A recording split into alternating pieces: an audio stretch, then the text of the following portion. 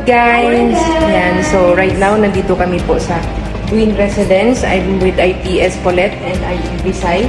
So we're going to go inside. Quick tour lang, at least makita ko sa inyo kung ano bang mga exact deliverable na upon turnover your unit. So I'm with ITS Paulette. Siya yung mag-i-explain ng ating exact deliverable, no? Yes. Let's go inside. Okay, go inside. Nagulat na naman siya. Hayaan mo siya. So this is Ayan. this is Twin Residence. So ito yung ating magiging kitchen area. So ito na yung ating countertop. This is granite, ha? This is granite countertop. Tapos meron tong kasamang cooktop and of course range hood dito. Yeah. So mapapansin niyo hindi sila pantay kasi may nakaabang siya for range hood. Pero kasama na rin naman siya sa mga binili natin. And of course, overhead cabinets and base cabinets para sa mga plates natin, sa mga pans. And dito naman sa area na to, ito yung ating washing machine. So front load washing machine yung ilalagay natin dyan. Wow. Ayan. So, Then refrigerator dito. yes, may refrigerator dito. Tapos may sockets, may outlets na tayo here. So this is for microwave usually and that one is for refrigerator. So, ayun siya. So ito na yung ating magiging living and dining area natin. So kaya natin dito maglagay ng small na sofa set. Kahit 3 to 4 seaters kaya. Tapos dito maliit na dining table, dining set. Kaya nga na yung pang 4 person. So kaya siya na. And dito naman is yung ating bedroom area. Yung bedroom. With balcony ito, no? Yes, may balcony yan. Yes. So, yan yung ating, sige, yan ang ating 1 bedroom. So, sliding door siya. And of course, kapag sliding door. Sliding door. So yung nakikita nila sa presentation, di ba? Naka-glass na siya.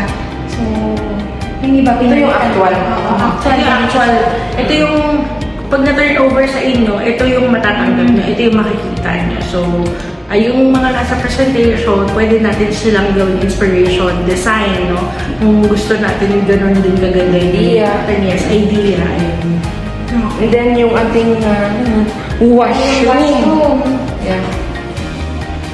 Ayan, for our washroom, meron na tayo dito lavatory, toilet, and of course, yan, may mirror na siya dyan.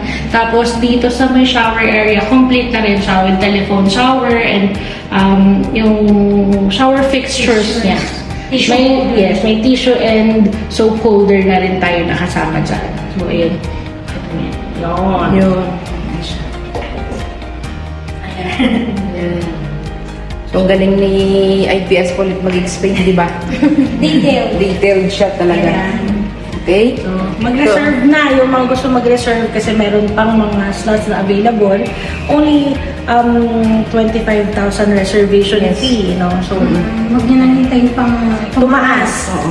Yes. At kagandahan, 1 bedroom with balcony na siya. At yung magiging monthly nyo dito is roughly like 10,000 above. Yeah, 10,000 pataas. Pataas. Yes. So, di ba, imagine guys, having this kind of property sa halagang 25,000 ang reservation fee. Sabi na, sir, anong pipigilin mo ba sarili mo? Yes. Tsaka habang bata pa, mag-invest na kayo. So, ayan siya. So, ito naman sa kabila, ito na yung dress-up unit. Yan o. Diba?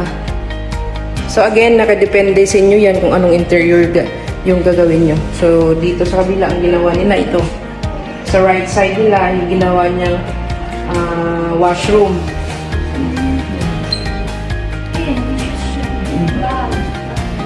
Ayan. So, di ba? Ang ganda.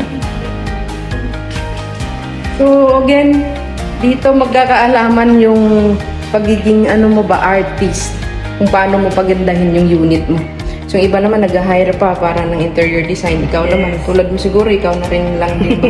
Yung dress up ng Yes, kasi kanyang diba sa units. dami natin nakikitang mga inspo, pwede natin sila gayahin. So, pwede tayo kumuha ng idea kung paano magpaganda yung unit natin. Tulad nito, simple lang pero napaka-elegant.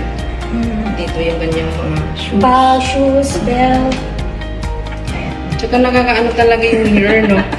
Actually, nakaka-offend siya kasi kita yung building namin. Pero ang ganda ng mirror. So yun lang. Thank you IPS Polit. Yeah, bye. Thank you. See ya. See ya. And shout out mo pala yung ating team. Yan. Shoutout sa Team ABB na ngayon ay nandyan sa Dubai. So, see you soon, guys.